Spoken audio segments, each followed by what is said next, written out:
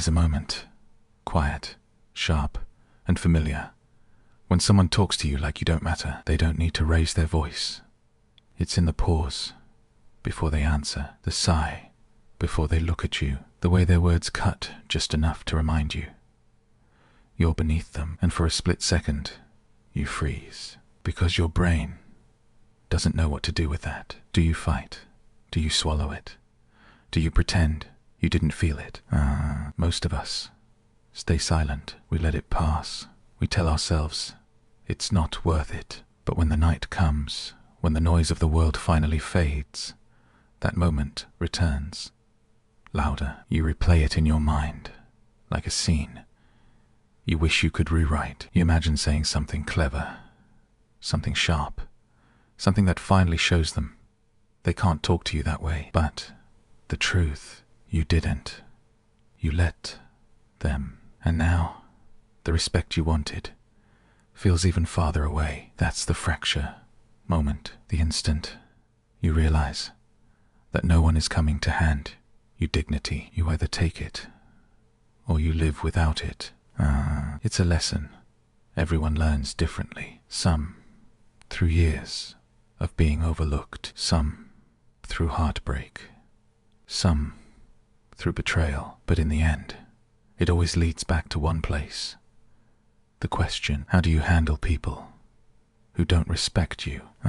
You see, we all crave respect, not admiration, not fame, just that quiet acknowledgement that says, I see you, I value you. And when someone denies us that, it hits deeper than we admit, because respect is tied to worth. And when they strip it away, it's not just about them, it's about us. It shakes something inside. Maybe it's a boss who interrupts you mid-sentence. Maybe it's a friend who keeps joking at your expense. Maybe it's a partner who dismisses your feelings, calling you too sensitive. They chip away at you, piece by piece, until you start to doubt your own solidity. You start to wonder, is it me? Am I overreacting? That's the loop, the endless, invisible trap. See, the first few times, you justify it. They didn't mean it. You're just stressed. But the truth is, people rarely change the way they treat you, unless you change the way you let them. Respect is a mirror. It reflects what you allow. And yet, here's the paradox. You can't demand respect and still be at peace. You can't chase it without losing your power, because the moment you beg for respect, you've already surrendered it. We live in a world obsessed with approval. Everywhere you turn, someone's shouting for validation, on screens, in boardrooms, in relationships. But respect, true respect, is quiet. It doesn't need to announce itself. It doesn't need an audience. It's built brick by brick through how you carry yourself when no one's watching. And yet, we all stumble into the same pattern. We want to be seen. We want to be liked. So we trade pieces of ourselves for acceptance. We say yes when we mean no. We smile when we're breaking inside. We give one more chance, one more explanation, one more apology for something that wasn't even our fault. We call it compassion, but often it's fear. Fear of being misunderstood. Fear of being alone. Fear that maybe, deep down, we're not worth the respect we crave. And that's how they win. Not by power, not by dominance, but by teaching you to shrink quietly. You start to walk smaller, talk softer, apologize faster. You tell yourself you're keeping the peace, but inside, your light dims just a little more each time. You see, people who don't respect you aren't just taking advantage of you. They're studying you. They test your boundaries like waves against a shore, and every time you let them, they learn something. This one won't fight back. And yet, it's not your fault, because the truth is, most of us were never taught how to handle disrespect. We were taught to be polite, to avoid confrontation, to be the bigger person, but no one ever explained that being the bigger person doesn't mean being the smaller soul. You can forgive and still have boundaries. You can stay kind and still say no. You can walk away without making a scene.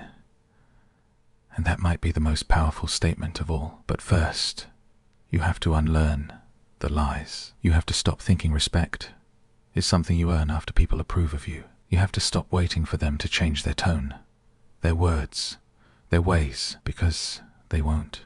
Not until you change the story. It starts subtle. You'll notice it in your own thoughts. The self-doubt, the hesitation. Maybe I'm asking for too much. No one else seems to mind. But that's the conditioning.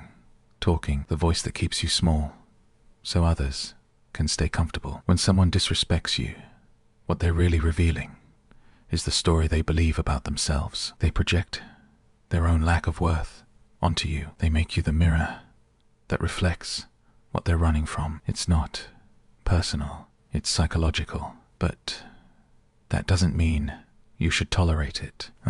Here's what most people never understand.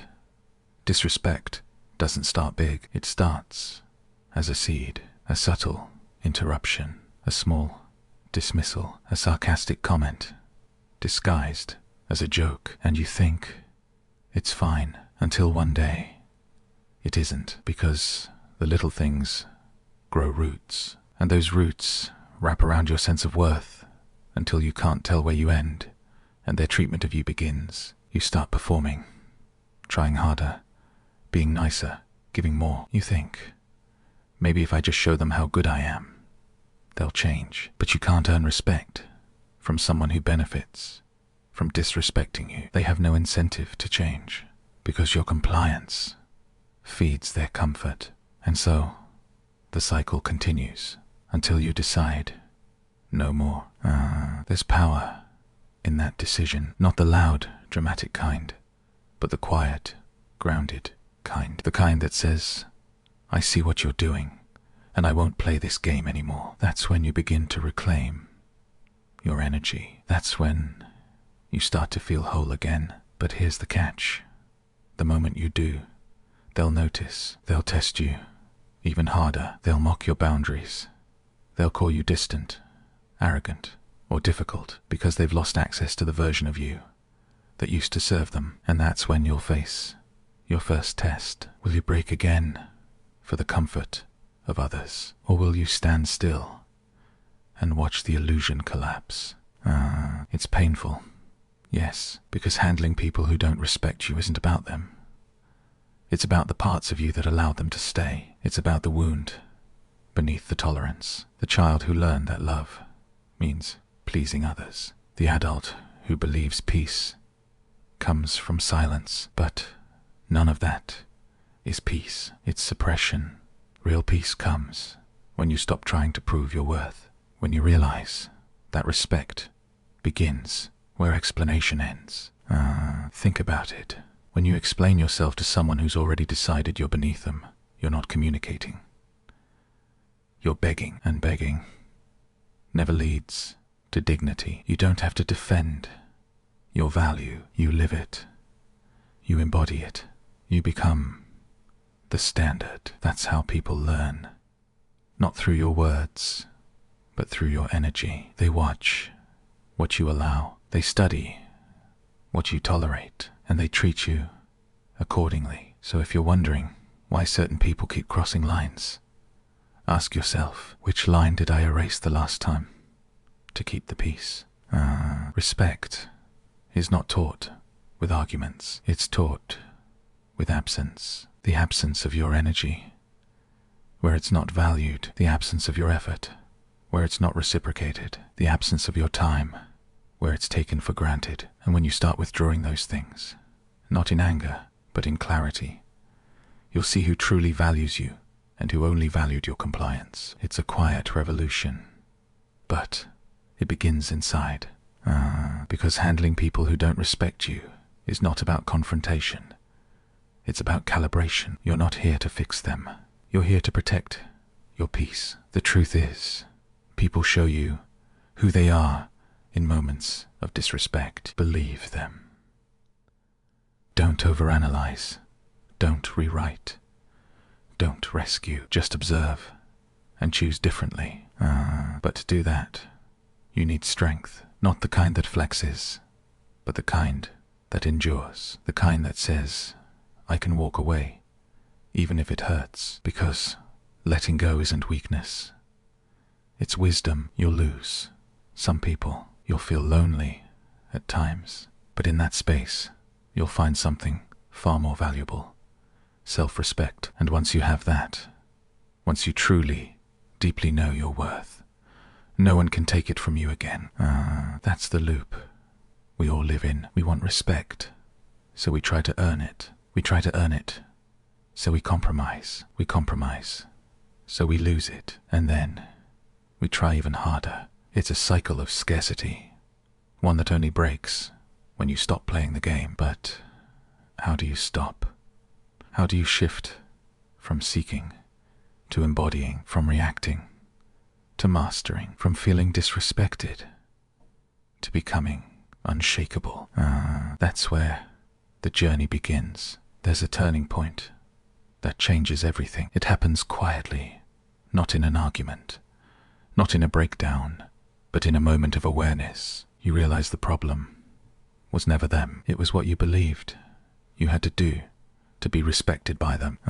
Because deep down, you've been negotiating your value. You've been trading pieces of yourself for a seat at tables that were never built for you. But what if you didn't have to? What if the real strength wasn't in forcing people to see your worth, but in seeing it yourself so clearly?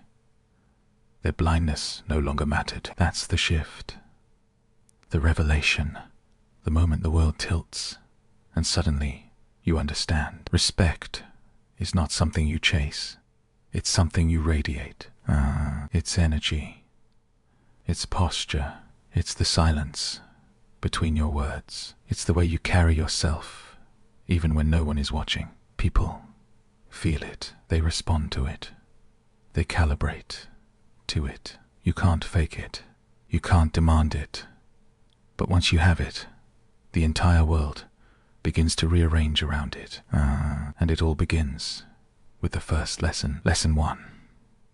The power of inner boundaries. Outer boundaries, saying, don't talk to me that way, or I won't tolerate this. They matter. But inner boundaries, they're stronger. They're the invisible rules that govern how you treat yourself. See, you teach people how to treat you by how you treat you. If you constantly criticize yourself, overextend yourself, or tolerate your own disrespect in silence, others will match that energy. So the first step isn't telling others to respect you. It's deciding that you will no longer participate in your own disrespect. That means when you promise yourself rest, you honor it. When you feel uncomfortable in someone's presence, you listen to it. When your intuition says, this person drains me, you don't argue with it. Because intuition is the language of self-respect. Imagine Michael Jordan, not the legend, but the young man before the championships. Every missed shot, every rejection, every coach who doubted him. He could have begged for validation. Instead, he built inner boundaries. He turned pain into discipline. He didn't wait for respect. He earned it from himself first. And when he walked into a room, the energy shifted.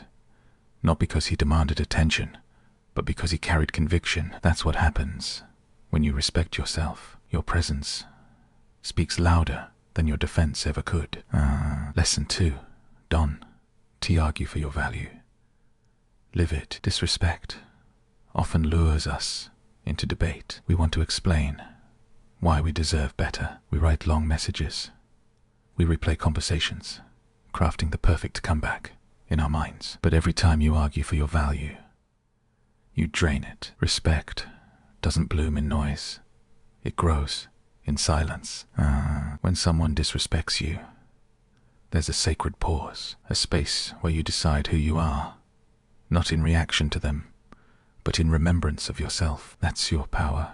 People like Serena Williams, Kobe Bryant, they mastered this. They didn't waste energy arguing with critics or disrespectful opponents. They let excellence speak.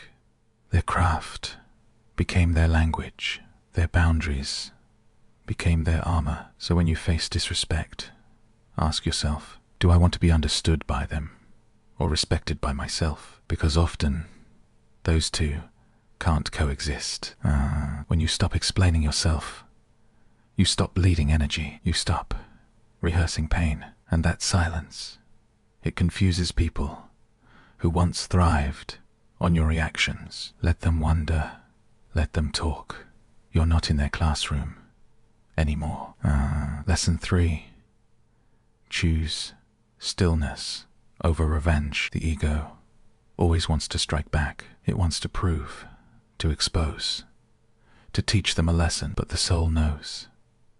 Silence is the loudest correction. You don't heal disrespect by mirroring it. You heal it by transcending it. Stillness is not weakness. It's precision. It's saying, I won't waste my peace on noise.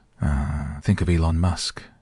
When people mocked his early failures, he didn't waste time arguing with doubters. He built rockets. He failed publicly. He got back up until the very people who laughed started quoting him. That's the paradox. When you no longer crave respect, you attract it. Stillness doesn't mean apathy. It means you move strategically. You don't fight every battle. You choose the ones that align with your values. You let your consistency become your retaliation. The people who disrespected you won't understand that kind of peace. They'll call it arrogance. Let them. They're speaking from a place they don't understand. Because when you rise above drama, you're no longer part of their ecosystem. And that's the real revenge. Freedom. Lesson 4. Detach from needing to be liked. This is where most people get stuck. They want to be respected, but secretly, they still want to be liked. And those two often can't live in the same room. Being respected means being willing to be misunderstood. It means not softening your edges to fit in. It means accepting that your truth will trigger people who live in denial. You can't hold boundaries and please everyone. You can't honor yourself and be everyone's favorite. If you try, you'll exhaust your soul. There's a certain liberation in not being liked by everyone. It means you've stopped auditioning. It means you've stepped into authenticity. Look at someone like Steve Jobs. Not everyone liked him, but even his critics respected his vision because he wasn't chasing approval. He was chasing alignment, and that's what respect really is. Alignment between who you are, what you believe, and what you allow. When you detach from needing to be liked, something shifts inside. You start walking differently. You stop explaining your quiet days. You stop apologizing for saying no. You stop giving to people who give you crumbs. You realize that not everyone is supposed to see your value, and that's okay, because the right people never make you beg for it. Lesson 5. Respect is an energy field. Protect it. Think of yourself as an ecosystem, a field of energy that others can feel. When you let disrespect in, it pollutes that field. You start doubting, overthinking, shrinking. But when you stay grounded, when you stand in clarity and calmness, your energy becomes impenetrable. It's not about power plays or dominance. It's about presence. You walk into a room, and without saying a word, people feel it. You're not here to be approved. You're here to be respected. That doesn't come from aggression. It comes from self-trust, from years of showing up for yourself, from knowing you can handle silence, rejection, misunderstanding, without losing yourself. That's mastery. It's like watching a monk in chaos. The world yells, but his breath stays slow. That's the level of control you cultivate when you stop trying to convince people of your worth. Respect doesn't need to be chased. It needs to be protected, and you protect it by choosing your company wisely, because proximity is power. Spend time with those who elevate you, and your energy expands. Stay near those who belittle you, and it contracts.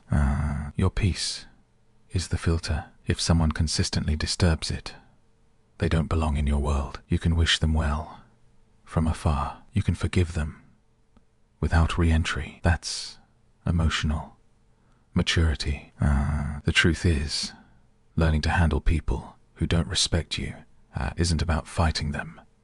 It's about freeing yourself from them. It's about detaching your mood from their approval. It's about walking through life with quiet certainty instead of loud defense. Because here's what few understand. When you truly know your worth, disrespect becomes almost laughable. Not because you think you're better than others, but because you finally see through the illusion. Disrespect is noise. Respect is frequency. You can't hear both at once. So you tune your life like an instrument. You lower the volume on chaos. You amplify clarity. You move through the world, not seeking validation, but radiating steadiness. And slowly, people adjust. They either rise to your level, or they fall away. Either way, you win. Because when your self-respect grows, everything in your world recalibrates. Your conversations, your posture, your relationships, your energy. People start treating you the way you treat yourself, not out of fear, but out of recognition. You've stopped negotiating your worth, and that changes everything. But here's where most people stumble. Right when they finally find their strength, the storm comes. The old patterns return. The same disrespect, the same tests. Louder this time, because the universe always checks if you're serious about your new standard. That's the next chapter. The test. The storm. The moment you're forced to prove what you've learned. The test never arrives with warning. It shows up disguised as a familiar face, a familiar tone, a familiar situation. A coworker cuts you off mid-sentence again. A friend makes that same condescending joke. A family member undermines you, as usual, and you feel it. That flash of heat in your chest, the pulse in your throat, the voice whispering, "Don't make a scene.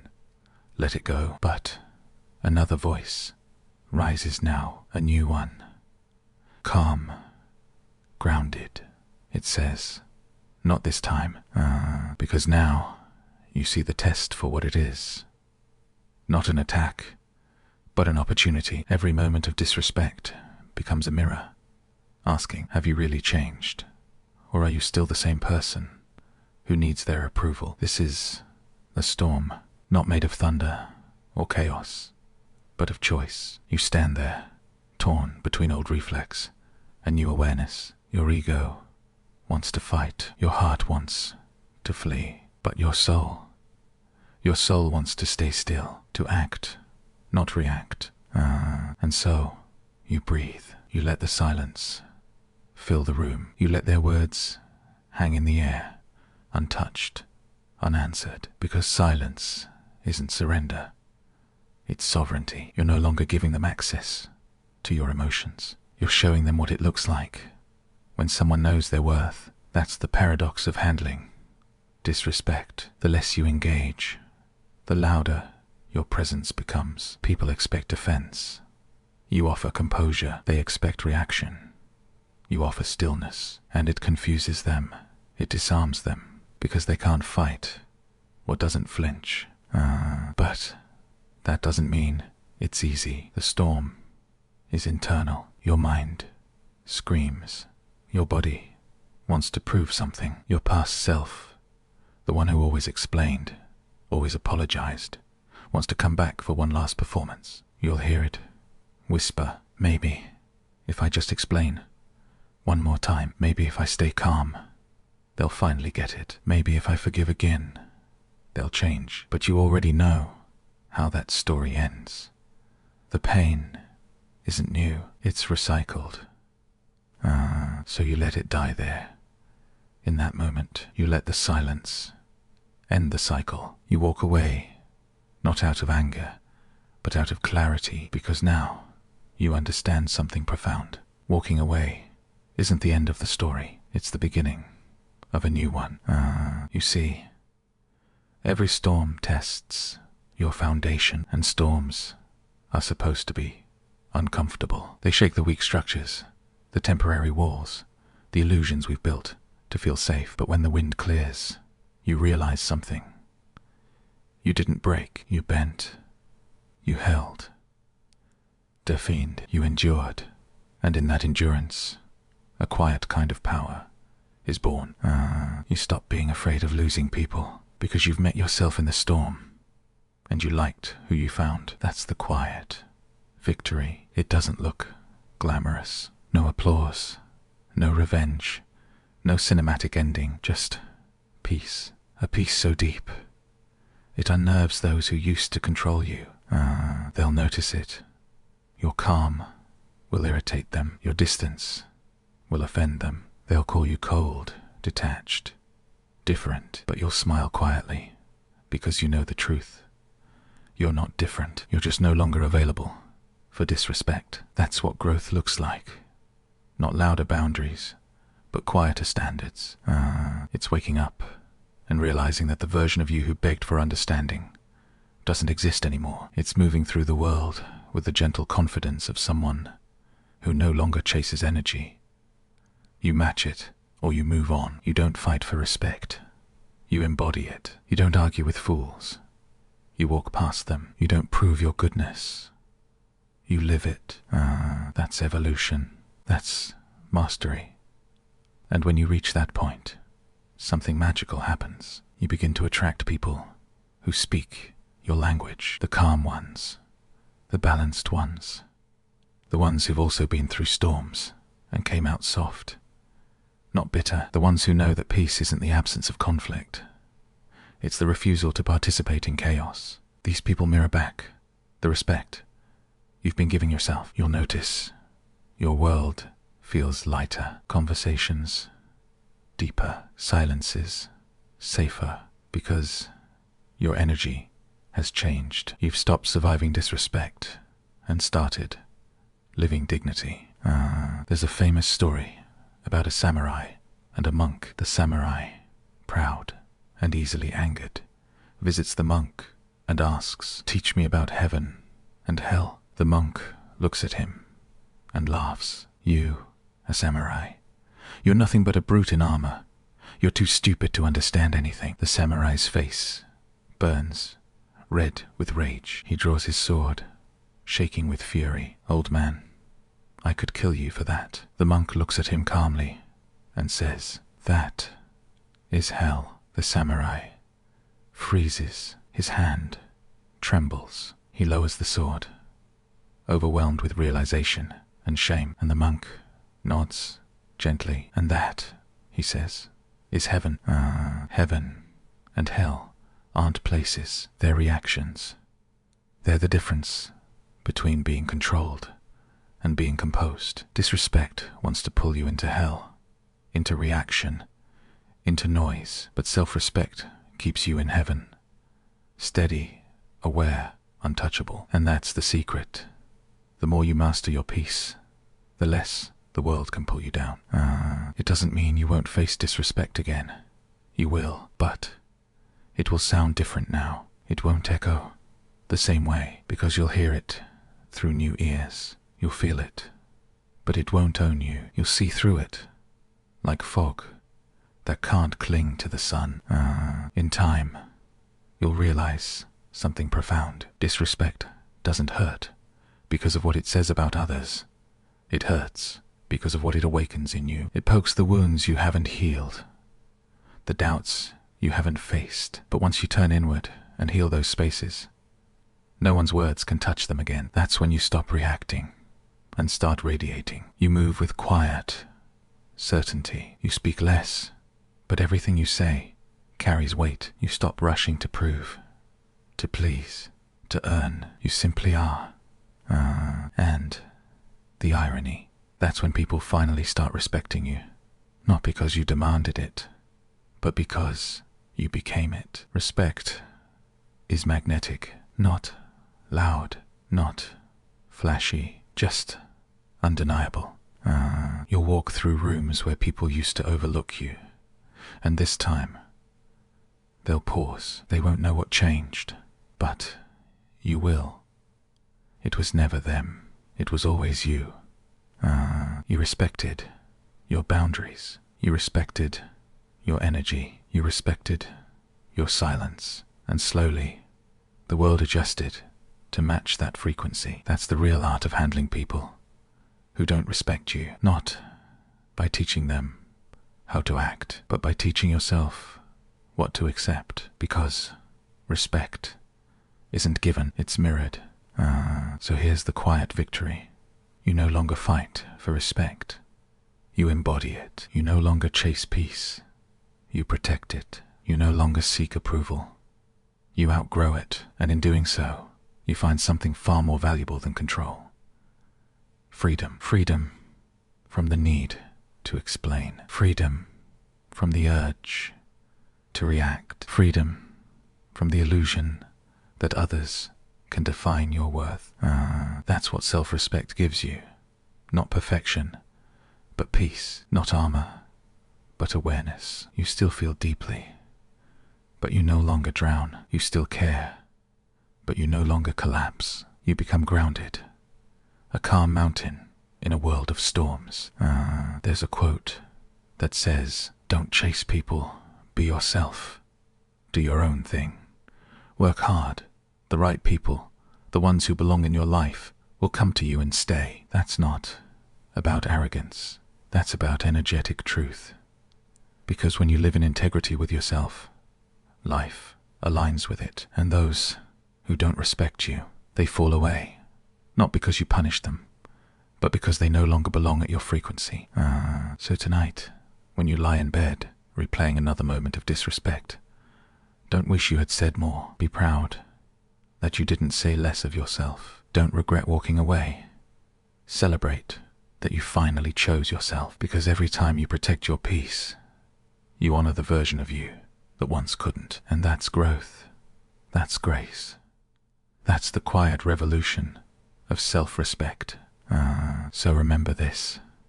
When someone disrespects you, they're revealing their character, not defining yours. When they belittle you, they're showing the limits of their world, not the worth of yours. And when they lose you because they couldn't value you, that's not your loss. It's their lesson. You just keep walking, calmly, steadily, silently, because your dignity doesn't shout. It simply stays. And as you do, you'll notice something. Life starts to mirror your peace back to you. Your circle shrinks, but strengthens. Your days feel lighter. Your nights feel quieter. And your reflection, for the first time in a long time, feels proud, because you finally learned the art of being unshakable, not through control, but through calm, not through dominance, but through dignity. There's nothing louder than the silence of someone who finally knows their worth. Respect isn't demanded, it's embodied, and the moment you stop chasing it, you become it. That's your power, that's your peace, that's your quiet victory.